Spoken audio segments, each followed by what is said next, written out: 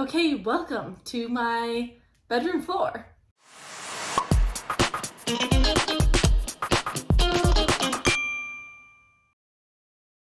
If you guys can hear a little buzzing sound, that is my friend Bob. Bob is a fly and he has been flying around in my room for the past day. I can't get rid of Bob. I have opened up all of my windows. I opened up the French doors. There are plenty of escape routes for Bob to leave my studio, and he won't. So we are going to welcome Bob into this video, along with welcoming all of you guys. So hello, welcome back to my YouTube channel. I'm excited that you guys are here because we're gonna be talking about some juicy, fun stuff today. Before we begin, I want you guys to go down below. Yes, below this video, there is something called the comment section. Now, I want you to put your cursor next to your little bubbly face right there, and I want you to answer this question. What is the favorite thing that you have eaten in your recovery so far? I really am curious to hear what you guys have been eating and enjoying, what you guys have been challenging yourself with. I know in the Get Your Phone course, which is my signature course to help take women through this whole process of getting their period back and developing a healthier relationship with food. I know that in the group community, everyone posts like all of their food challenges and just like what they've been eating. And it's been really fun to see like people's childhood favorites or things that people are like, I ate this, like 5 years ago when I graduated, and then I went through, all my disordered eating and I haven't eaten it since, and now I'm eating it again. And it's just been really fun to kind of just see the fun things that you guys come up with. So put that down below, explain it a little, like why was it good, what was like special about it, and I will tell you what I think if you comment down below. So if you want to chit chat, if you want to have a little convo in between you and I, then the comment section is a great place to do that. An even better place to do that, to have like deep, in-depth conversations, is my course. My course is filled with like 40 plus women at this point. I think I just got the 43rd person in the course today, and that is super, super exciting. Not for me, for you guys, because that is 43 people who are taking huge steps towards recovery. And I know from my own experience of losing my period for 11 years, dealing with multiple eating disorders, anorexia, orthorexia, exercise addiction. And one of the best things that ever happened to me in my life was getting my period back. Like, I remember that moment. It happened right through that door right there. That is my bathroom right there. And I remember I went to the bathroom January 1st. Can't remember what year it was at this point anymore, but I remember it was a January 1st, the beginning of the new year. I went into the bathroom, was about to go hiking with some friends, and boom, I got my period. And that was like it was such a relief, to be honest. Another thing you can comment down below, I'm actually really curious, are any of you guys feeling very anxious in this recovery process? Like, are you anxious about getting your period back? Are you sitting here just like doubting every 2 seconds, is it gonna happen? Is it gonna happen? When is it gonna happen? I was super anxious about this whole journey because, well, I had no idea if it was gonna work at that point. I was like, I am just going to do this because someone told me it was gonna work, and I really had no tools. I had no education and understanding of why I was doing certain things, but I was like, I'm just gonna do it. And so it was really like, is it gonna happen? Is it gonna happen? So nervous. And so when I finally got my period back, it was like, my body's healthy. Like, my body's healthy. I'm good. Everything that I've been doing is leading me to better health. And so I'm super excited for the girls who joined the course because I know that they are on that route. Like, the energy in the course is fire, and we are determined to not leave a single girl behind. That was way too long of an intro, but if you're interested in the course, go down below. You can either just join right now and get into the group and get going, or you can set up a 15-minute call to chat with me and we can determine, is this the right thing for you? All right, let's go. So today we are talking about bikini competitions, the land of spray tans, curly hair, stripper heels, sequins, bikinis, and six-pack abs. And the reason why I wanted to chit-chat about this today is because I know a lot of you guys are, what is the term I want to use here? Utterly, absolutely obsessed and addicted to exercise. I know that's probably a lot of you guys here. That was me. And the reason why I want to do this is because I know how easy it is to want to do something like a bikini competition. It's the allure of winning something, getting a prize, getting praise, for how your body looks. I don't know, something about the eating disorder voice just like really likes that affirmation. So this is going to be me ensuring that you guys don't get wrapped up in the body bikini competitor world, because it's just going to destroy your health and your relationship with food even more, and we're going to get into that. Now, I do also want to note that the other reason why I'm doing this video is because I know so many people who are trying to do recovery via getting into things like bodybuilding. So I see girls like this all over Instagram, right? Like showing pictures of them at the gym and their little athletic wear being like, how I got my period back. And it's like, it's just funny that the pictures are taken when they're in their athletic wear, when I'm like, yeah. Anyways, you get that, right? Like, you get how, like, just the irony of it all. Okay, so this girl here, though, she's saying like how I got my period back, and she's saying I reduced my intensity. I was running 3 times a week, and I focused more on strength training. And it's things like that that I think really confuse a lot of people and makes them feel like they should be able to recover while maintaining exercise. Then you have like this person here who, again, like, you're at a gym, you're still showing that you're working out, and it's like how I got my period back. And instead, it really should be a picture of someone like eating cake and being like, how I got my period back. There's also this girl here who shows a picture of her at the gym doing something very intense. Like, that's a lot of weight that she's doing a pull-up with. And all the hashtags are like hashtag hypothalamic amenorrhea, hashtag amenorrhea, hashtag amenorrhea recovery. And it's just the wrong image in my mind for recovery. I'm gonna show you just one girl who I personally found like when I was going through my recovery years ago, and I just remember being really confused because I heard so much that like you're supposed to stop exercise, like you really need to reduce training and all of that, and you need to take a break. And then I went onto her page, and she's all about movement and bodybuilding, and you know, she got trapped herself in the whole bikini competitions, and obviously she's now, you know, this is the work that she does, and she's come out of that, and she now talks about, you know, food freedom, not having the perfect body. And so I liked her message, but also found it so confusing because on all of her stuff she has a whole amenorrhea recovery guide. On all of her stuff she was like, you don't have to completely stop exercise, and like you can still weight train, you can still do all those things, right? Just like up your calories and all that.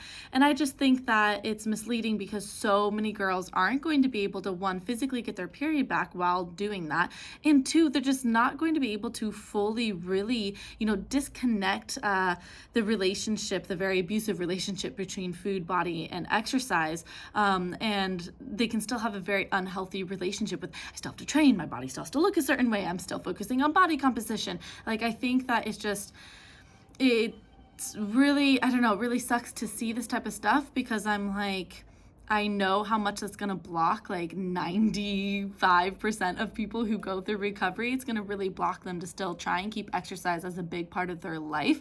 And so I'm just like really weary of people who I see like this, who are just constantly talking about exercise and also helping people with amenorrhea. And I'm all for exercise, right? Like, I love it, and I go to the gym still, and so I'm not like against her doing what she's doing. Seems like she's really healthy now, but again, I'm just saying the majority of people won't be able to continue to exercise and be lifting weights and doing things like that and be able to fully recover. I saw this other girl who is this like muscle missy. She's this bodybuilder and bikini competitor, and you know, works out a ton, and she just came out and said like, hey guys, so I'm going to chat about my hormones.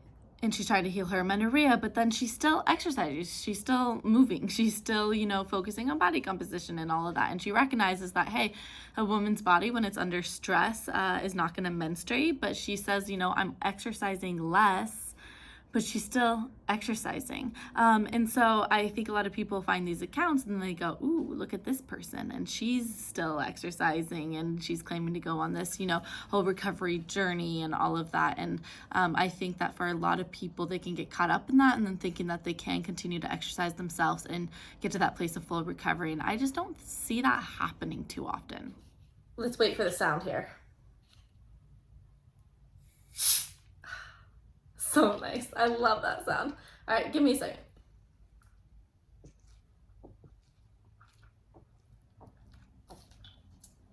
Ooh, that one's super, super sparkly. Wow, you know when sparkly water just like Whew, waters up your eyes. This is just from TJ's. It's just like a sparkling lemon water. Anyways, I'm sure you guys have seen those girls who all of a sudden get like even more interested in fitness doing their recovery.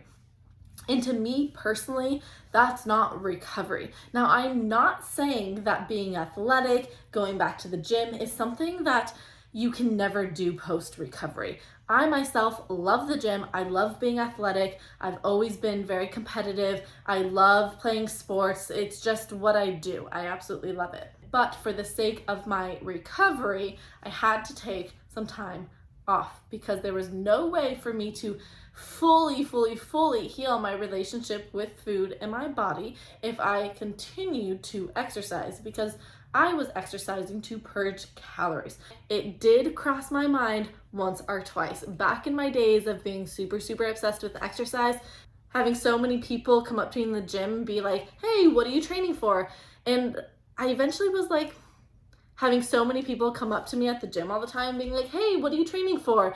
Like, are you training for a competition? And I would think about it every time and be like, should I be training for a competition? I'm kind of just training to destroy myself right now. Like, I had no kind of goals in mind besides just purging calories, which I think that is important to note. I didn't understand before, obviously, I became educated in all of this, that my addiction with exercise was a form of purging. I thought purging only meant throwing up. Purging can be in other forms, exercise being the big one that usually shows up in a lot of people's eating disorders. Not always, but most of the time. So these girls standing on stage, perfectly tanned, in these tiny little sequins bikinis are often seen as the picture image of health. But today I wanted to bring you to the attention that most of those girls who are doing bikini competitions have done very unhealthy things to get themselves to that point. And this is where diet culture continues to get things wrong. Diet culture places such a huge emphasis on how you look, aka your BMI, your body weight, your body fat percentage. It connects that with your health. And I'm not saying that weight doesn't play a role in your health. It does. If you are too underweight, like we will discuss here in a second, that is going to play a role in your health. If you're too much on the other side as well, that is going to play a role in your health. I'm not someone who advocates for obesity. I think both sides of the spectrum are going to be imbalances. We want to be in that, wide range, that wide spectrum of just weights that are supportive for our health. Is that a size 0? No, and this is my whole point. Diet culture likes to think that a healthy weight is only going to be the size 000 with six-pack abs. My whole mission is teaching women that you can be very healthy and a size 6 and a size 8, and you can have rolls, and you can have cellulite, and you can have arm flab, and you can be healthy. So we need to stop equating looks with health, because that doesn't really tell us too much, because there's so much more going on when it comes to your health and well-being. So let's first start off with what's going on here. You have a girl who is signing up for a bikini competition. Pretty much what she is signing up for from the get-go is obtaining a perfect body. I was on a bikini competitor site, and I found this one blog post that was talking about the ideal measurements. And I'm not going to go into the ideal measurements for everything because I think that will trigger some people, but here's just what they were saying for like body weight. And it's just shocking to see how low this is. They're saying that an ideal weight for a body competitor, if you are 5'8", is 125 pounds. I think that puts someone at a BMI of roughly 19, which from my experience of working with girls in the field of amenorrhea, in order to get their cycle back, they really have to get up to, and I don't like numbers and I'm not the biggest fan of BMI, but if we're looking at like rough estimate, if we can use this as just an average, we're looking at like a BMI of 22, really to get the period back. So this just all seems really low for a lot of the women at these heights. And it's just going to get them to unhealthy place where they're not going to be able to cycle normally.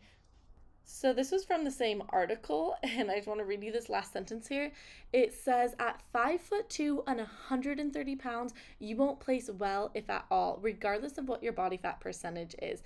And that to me is crazy, because I'm like, that's a perfectly fine weight for an individual who's 5'2" to be 130 pounds. Like, it is insane that they would say, like, you're not even going to place well, even if you were able to get your body fat percentage down really, really low. If that doesn't sound disordered or unhealthy or unrealistic, then I don't know how else to say that. The main mission of a bikini body competition is not to get in perfect health. Rather, it is to look a certain way, to have the quote unquote ideal perfect body image. What she's going to do over her weeks or months of prep is going to be to try and lower her body fat to a very, very, very unhealthy place. So bikini competitors actually won't be asked their body fat percentage before they go on stage. They more look at your weight. It's kind of known, though, that you have to be around the 10 to 15% body fat percentage in order to actually compete and to do well in the competition and have a chance of winning. If you guys follow me on Instagram or you follow me here on YouTube, you know that I talk frequently about the necessity of body fat. We as women need to have a higher body fat percentage compared to men. It is not supportive for our health and our well-being and our metabolism for us to get to too low of body fat. But the thing is, with these bikini body competitions, you have to really, really show your muscles and not just have a flat stomach, but six-pack abs or something of the sorts. Maybe it's not a six-pack, maybe you have a four-pack. But regardless, these women are kind of reaching for this goal of getting these six-pack abs, and in order to do so, for the majority of women, that is going to require them being at like a 10-12% body fat. When I take women through my course and I help them get their period back, I help them understand that their body needs to be at a minimum of like 21% body fat in order to get their period back and to be healthy and to maintain not only bodily functions, but to maintain fertility as well. And that is key to understand, because I was reading some of these bodybuilding sites and they were saying like it's totally healthy and fine for a woman to be at like a 15% body fat. Like, she can maintain all bodily functions at that weight. And I'm like, sure, your heart is going to be beating at that weight. Hopefully, actually, heart problems are a major complication of being underweight, but the body can survive for a short period of time. It will not thrive, but it can survive. But something that they are missing on all these websites is the fact that a woman's fertility is so important in her overall health and well-being. You cannot, or I should say 99.9% of the population, a large percentage of the population of women on this planet are not going to be able to maintain proper ovulation at 15% body fat. So this is one of the first reasons why I'm raising a red flag at this whole bikini competition thing, is because it requires women to get to such a low body fat percentage. Now, let's talk about how they got to that low body fat percentage. They did things that sound very eating disorder-esque, which this is why I don't get why people can't put two and two together. When I was looking at like the bikini competition prep guide, I was like, wow, this is a guide to my eating disorder. That is literally what it was. It was like, let's hardly eat anything. Their diet is monotonous. It is the same thing every single day. There's very little variation. It usually consists of something like this: rice, green beans or asparagus, some white fish, or some lean, just like chicken breast. And that's pretty much it. Oh, and then of course for morning you can have your oats, and maybe you can have some like bland boiled sweet potatoes. Or they will do something like have an egg white omelet. And that's pretty much all that the bikini competitors eat, along with their huge concoction of pre-workouts, protein powders, and all of those supplements and type of things. It's a very low calorie, low nutritive diet. It is very low carb, which, where was I putting this? There was something I did the other day. I was writing about it for like hours, about the dangers of low carb, and I can't remember if that was for the course or if my gosh, is that for Instagram? I spent a long time creating some piece of content, I can't remember right now, on how important carbs are for a woman's health. And diet culture, again, loves to demonize the carbs, loves to tell you that you should only have a small amount of carbs each and every day. But what we see is that there's a lot of metabolic dysfunction when women start going too low in their carbohydrate levels. And so this right here is just one big like red flag of this diet. The next big red flag is the very minimal amount of fat allowed in this diet. I think you're allowed like 2 teaspoons, maybe 2 tablespoons, I will confirm that here, of fats a day on this diet, which is insane, especially again if you are a woman and you are trying to have balanced, happy, healthy hormones. You're gonna need more fat than that. Other things that I really don't like about this diet that are a huge red flag is the high consumption of just egg whites.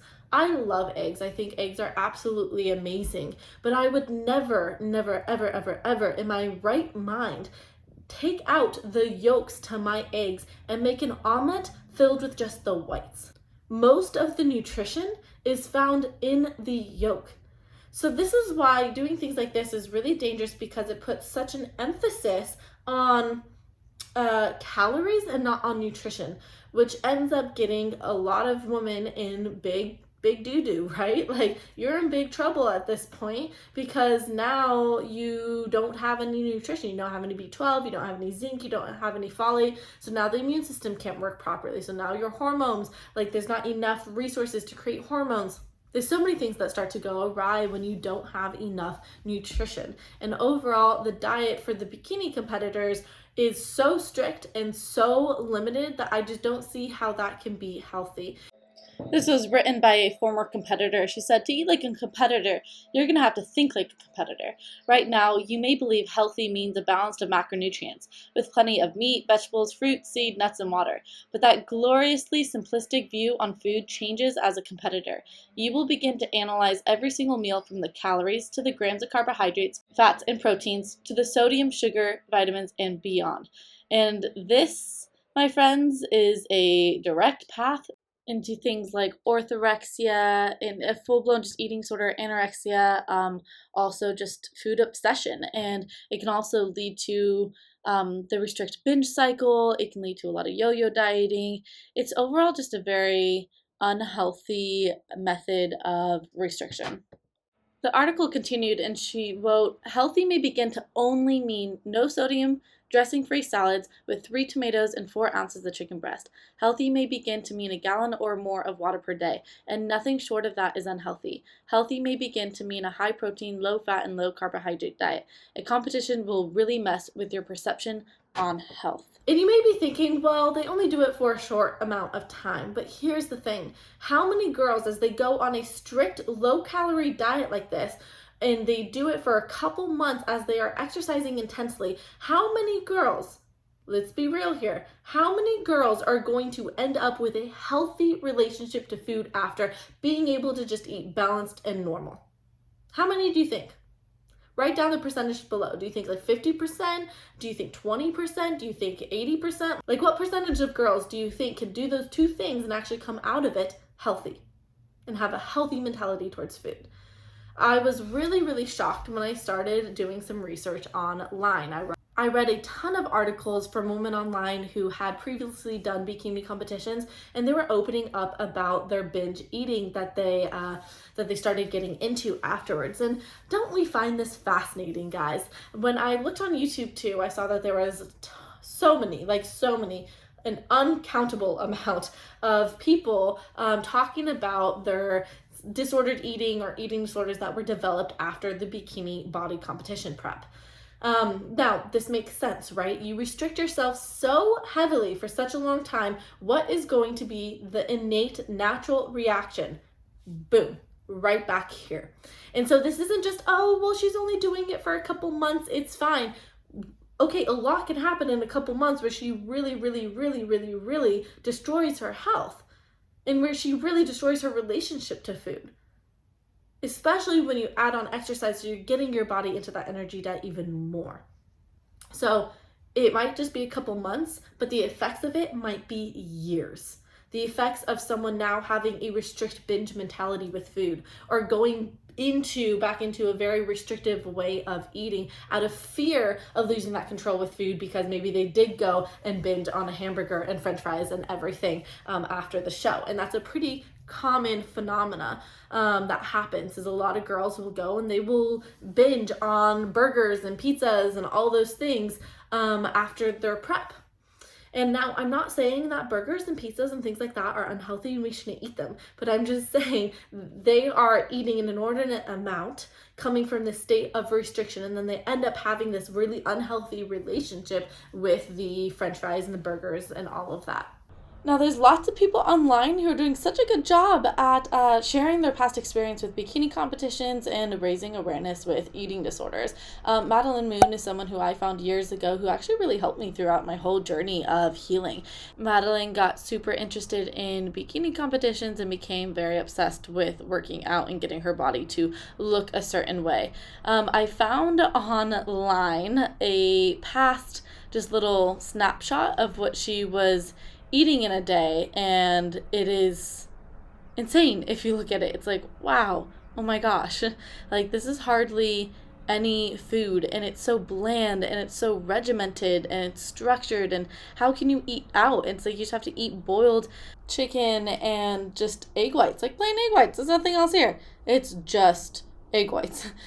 So very, very, very unhealthy. But anyways, Madeline, she had this whole journey of getting really, really obsessed with this, struggling with multiple eating disorders. And then over the years, she healed herself and she went through recovery, and she was such a big advocate for people going through recovery, and she coached people. She now has switched kind of her messaging, and now she works more on like spirituality and stuff like that. But Maddie was a great resource for me when I was going through my own eating disorder, of like the importance of nourishing your body and not manipulating your body size and shape to be a certain way. But it was very opening to just hear Maddie's story into how this developed into a really bad eating disorder. You also have to keep in mind that during those couple months that the woman is prepping for her competition, she has to be super, super strict with her diet, which means she's saying no all of a sudden to going out with friends and eating out at restaurants.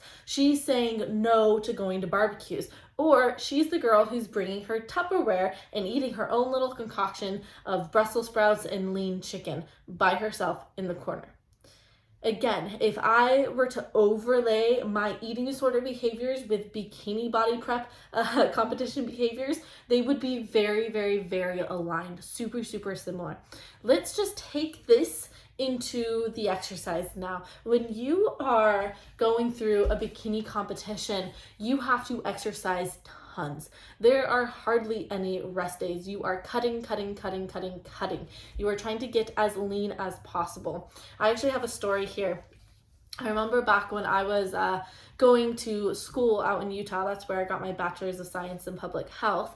I was sitting in the sauna one day at the gym, and these two ladies were in there and they were chit-chatting. Now, let me preface this by saying that Utah has a high amount of bikini competitors. Like, everyone at the gym, I feel like, was training for a bikini competition. There were so many girls just like strutting in the exercise room with their little heels and their little tiny shorts and all of that. And so it was really common to hear a lot of bikini competition talk. So these two girls were in there and they were chatting about their competition that was in a couple of days. And it was shocking to me, and let me remind you that I was dealing with my eating disorder still at that point, but I was a little bit more clear-headed by the time I went to college, just a little bit. There were years, where I was a little bit more healthy. And they were talking about how, one of the girls was saying, like, I'm so thirsty. I haven't, drank in a long time because our competition was in a day or two. So she was like, my coach has gotten me off of water right now. And she was sitting in the sauna. She was like, I have to do this. She was like, I have to do the sauna 3 times a day. So here she is. She's like, my competition's in a couple days. I need to lose all this water weight. I can't eat any salt. I'm going to starve myself or deprive myself of water. And I'm going to sit in the sauna for multiple hours a day. How does that sound healthy? I'm really actually surprised that more girls don't have heart attacks. And I'm not saying that just like willy-nilly. Like, I actually really am surprised that all these girls' hearts can take that just imbalance of electrolytes. You lose a lot when you're sweating that much and you're not replenishing at all with water, and then you're not eating anything with salt or sodium. Like, that is a real big danger. And I just remember being like, whoa, that is like so unhealthy. And so again, these girls will go to extreme measures to try and get this certain body shape and type. So wrapping this up here, I am really glad that the world has gotten rid of this hashtag thinspo, right? I'm glad that we're kind of stepping away from that. But I'm not glad that we're stepping into the hashtag fitspo. And I see a lot of people getting caught up in wanting to be uber fit, especially coming from recovery, and just like, now I'm just going to eat more and build muscle and still be totally preoccupied with exercise and my body composition and how I look and everything like that.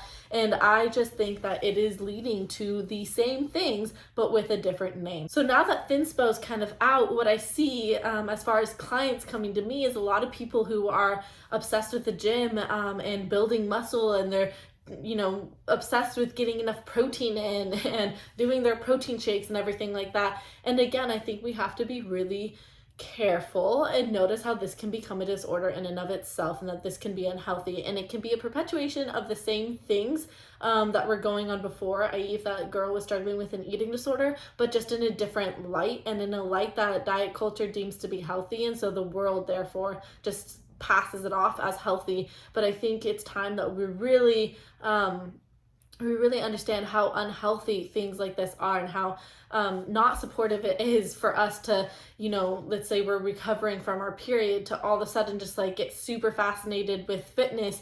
And I get it, you're now fascinated on growing and on building muscle and on doing all that stuff, but you need to take a break. Like, you need to take a break off of the movement. Otherwise, you're not going to fully disconnect this relationship you have between food, body, and exercise. And you're not going to allow your brain to really detach from the addiction component of exercise. And so I think that it is really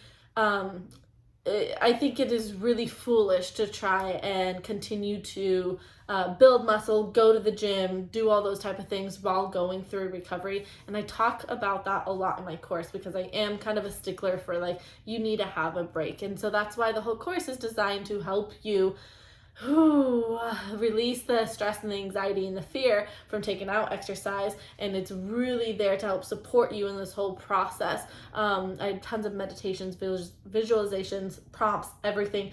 And just, I really, overall, I help you just understand what's really going on, so that you are super, super, super clear on like, this exercise is not helping me right now in my health. And that oftentimes is the wake up call to be like, I need to stop. This is not good anymore.